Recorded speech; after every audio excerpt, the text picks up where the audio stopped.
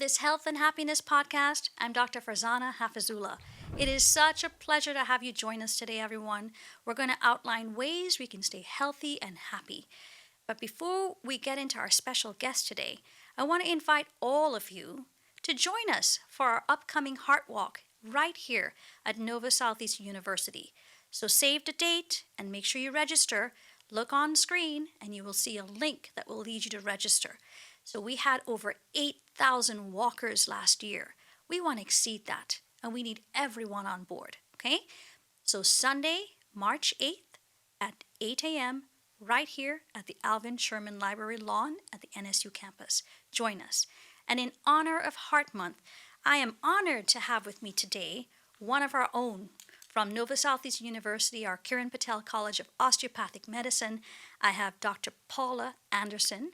She is a woman of many talents. She's involved on so many different levels, and she has been a community pillar for as long as I've known her and beyond. She is the Assistant Dean of Faculty, Alumni, and Continuing Medical Education, and she's a Director of Credentialing and an Associate Professor of Family Medicine. She certainly leads the medical mission trips so well for the Jamaica trips, and she's very heavily involved in health equity and disease prevention initiatives for the community. Dr. Anderson, I'm so excited to have you with me today. I'm so excited to be here. Well, you are an incredible beacon of inspiration and hope for our entire community. So I wanted to shine the spotlight on you for Heart Month. With all the things that you're doing, can you share with us some of the initiatives that matter to you, your why in medicine? Well, thank you for that. As a health professional, I went into medicine because I wanted to encourage people to take charge of their own life. And one of the many ways that I get to do that is to do some community service where I'm able to educate. And two events that I'll be doing in between February and March. The first one is a Get Heart Smart. And that's an activity that will occur at the Betty T. Ferguson Recreational Complex, where we'll be having individuals talk on heart health. We'll have some line dancing and some food demonstrations in order to empower people just to lead healthier lives. So, in addition to that, in March, and that event actually will be on February 25th from 11 until 1. And then we will have the Black Family Wellness Expo, and that's in collaboration with the Miami Biscayne Bay chapter of the Links Incorporated. And that also is an activity where many vendors will come out in order to provide services, in order to educate the individuals in that community about health and wellness. That's incredible. Now, how long have you been doing these events? So in this particular area, 3 years, but I've been going out to the community my whole career. Incredible. So I've been a physician for over 30 years. So for the past 30 years, I've found ways to give back to the community. And you don't look a day over 21. Well, thank you So for that's that. impressive. Well, you know what? This is it. Encouraging people to make small changes, create some positive habits. You don't have to give up everything that you like, not at all. You can weave it in and just make some small changes in the way we live, work, play, worship even, right? Absolutely. To make it healthy and happy, right? Exactly. It's important to realize that we can do small little things like add a little exercise. Like even if you're not exercising right now, you could start with 10 minutes 3 days a week with the goal of getting to 30 minutes every day. It starts with just one step. That's exactly. Start walking, if you like cycling. And I always tell my patients, pick something that you would view as fun. Like I like dancing. So line dancing appeals to me, doing Zumba appeals to me, but there are people who don't even recognize that swimming is great exercise, and they may like swimming. Just add that to their daily routine. I love that. So just move your body. And like you, that's our island way, the dancing. Absolutely. The rhythm is in the heart, the rhythm is in the body for us. So find a way to make it happen. Stand up instead of having a sitting desk, right? That's right. Choose the furthest parking spot, maybe, and That's walk right. your way to that building, right? Have a walking meeting. We have meetings all the time, right? That's But why not have a innovative. walking, right? There are ways that we can walk or talk, right? That's right. We could take the stairs instead of the elevator. Yeah. And let's talk about the nutrition side of things. Of course, in our community, food is at the center many times, Absolutely. right? Yes. And it's just finding healthier ways in order to cook some of the traditional foods. And I don't have to tell you, with your cooking show that you have, you're promoting that every day, in order to get people to use more olive oil than Exactly. vegetable oil or canola oil. Exactly. So those are small little changes, like as you mentioned, and I'll direct everyone to go to In the Kitchen with Dr. H on YouTube. You can check out some of our Caribbean and Latin American and heart health dishes, and also the American Heart Association. We have some great recipes online. So whatever your heart's desire, you can take a look, browse through the recipes, look at the videos, see some smart substitutions, ways that we can make those changes, reducing the salt, the sugar, healthier fats, looking at serving sizes versus portions, and including, like we said, the movement piece of it as well. Just those Definitely. things can make a huge impact. Yeah, and some people, they don't um, maybe enjoy vegetables on its own, but if you add it to a smoothie and it's disguised with other things, that's a great way to get the serving sizes, the servings in, and not really dread the flavor. So I Exactly. encourage people to make smoothies if you really don't want to eat the vegetables, drink it. You're so right. And you know what? We just outlined that in one of our segments. Put some kale or some spinach into your smoothie. Like you said, you won't taste it, but you get all of the nutrient benefits and all of that fiber packed into there as well.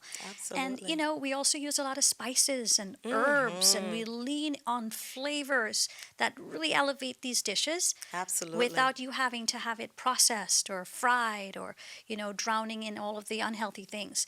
It's a flavor forward, culture forward way for us to continue to eat healthy and live healthy, right? That's a great approach.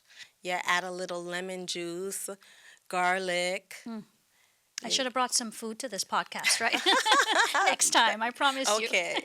I Next look time we forward cook to it. together. How about that? That's that sounds good to me. Well, you know what? Coming up with the community activities that you mentioned as well, and health equity always built into the work that you're doing, and it's heart forward in the way that you practice medicine.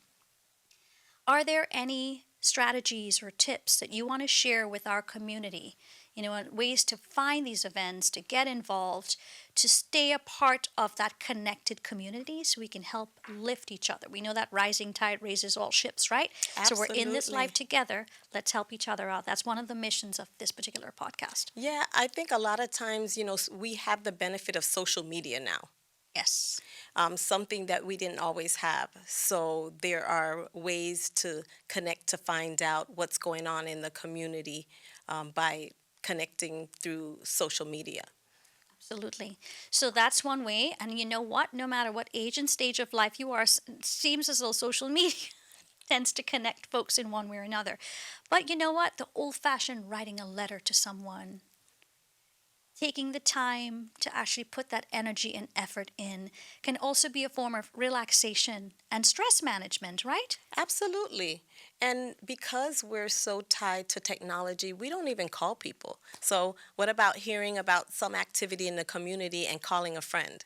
I think that's another great way to spread the news. And then, if you attend one of these great events and you learn something, share it with a friend Exactly. through text or a phone call or a letter. Yeah, that is a wonderful way to galvanize the community, build that momentum together, and hopefully everybody out there who's listening, they will get so excited they want to meet us at the Heart Walk on the NSU campus. That's right. March 8th, everyone, just remember, okay, we want to make it bigger and better than it was last year.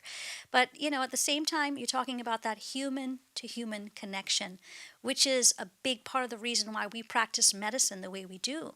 And it's important to know that no matter how much technology advances, honoring that human to human connection, that honor that we're given to take care of life as doctors is so important, right? So we want to break the walls down, break those barriers down, have that open communication with the community members who we are so privileged to take care of. right? Yes, it is truly a blessing. And I always say when you are blessed, you should be a blessing to others. And truly being a physician is truly a blessing that every day there are people who entrust their lives to us, and we shouldn't take it for granted. That they're usually at a vulnerable state because when you're dealing with health issues, it's usually not easy, but they allow us to hear about their concerns and help them navigate through the challenges of the healthcare system. And being a physician for over 30 years, having patients that I've taken care of for 30 years, it really is an honor. And I share that with our medical students and residents that it really is a privilege to be a physician, and that what comes with that is our task to be able to care for anyone, no matter what they look like, where they're from, what their needs are. It is up to us to really find a way.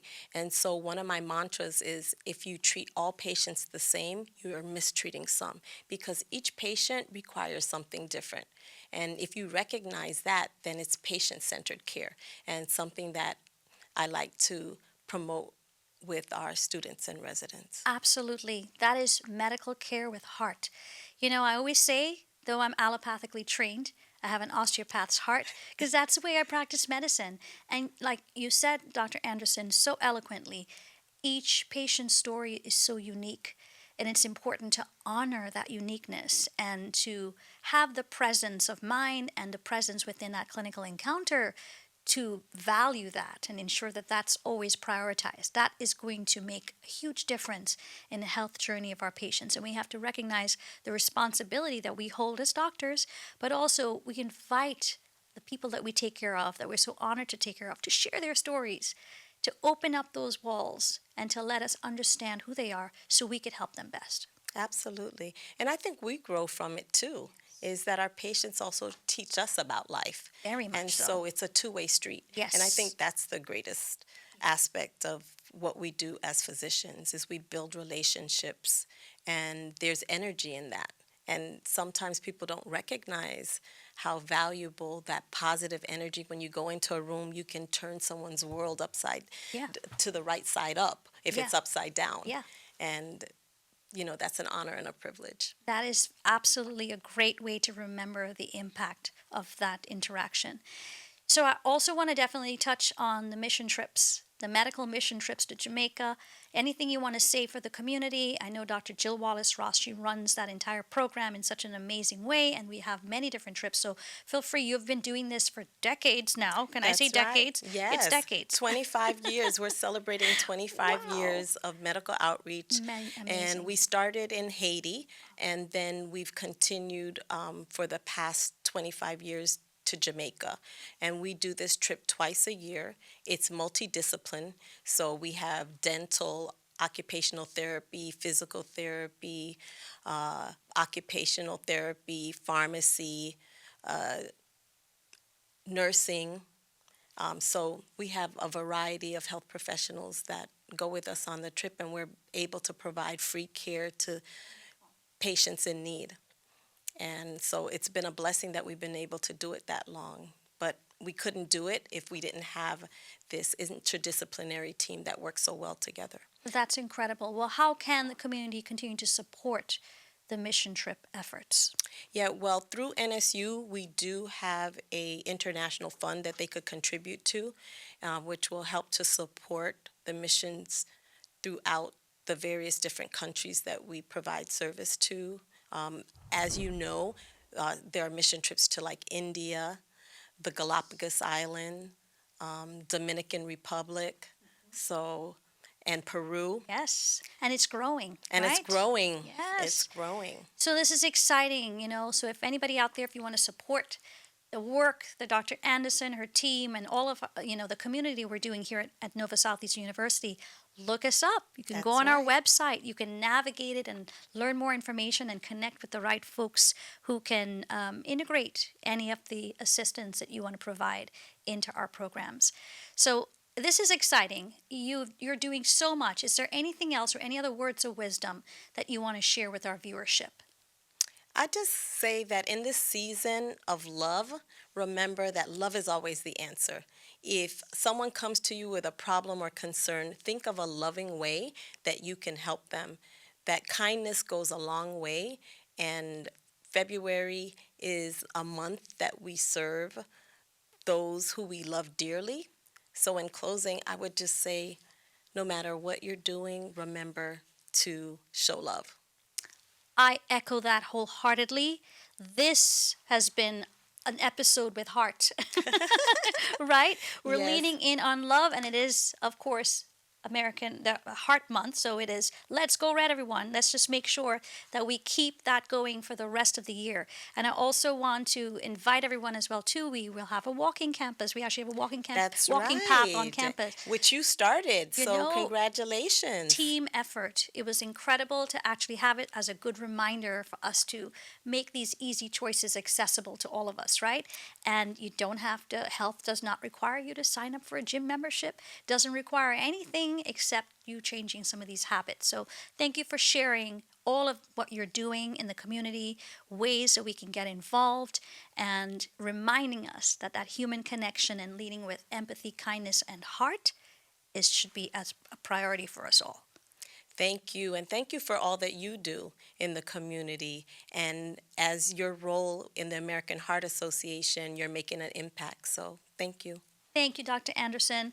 Well, this was incredible. You know you're going to have to come back at least a million other times. So, to everyone out there, please join us for another episode of the podcast, Health and Happiness. We're excited to share health tidbits along the way in this healthy living journey. And together, let's live long and happy lives. Thank you. Join us again soon.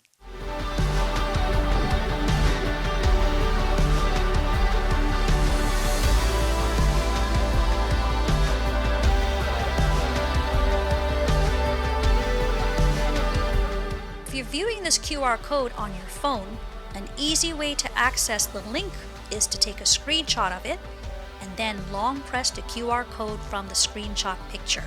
Your phone should recognize it and take you straight to the video.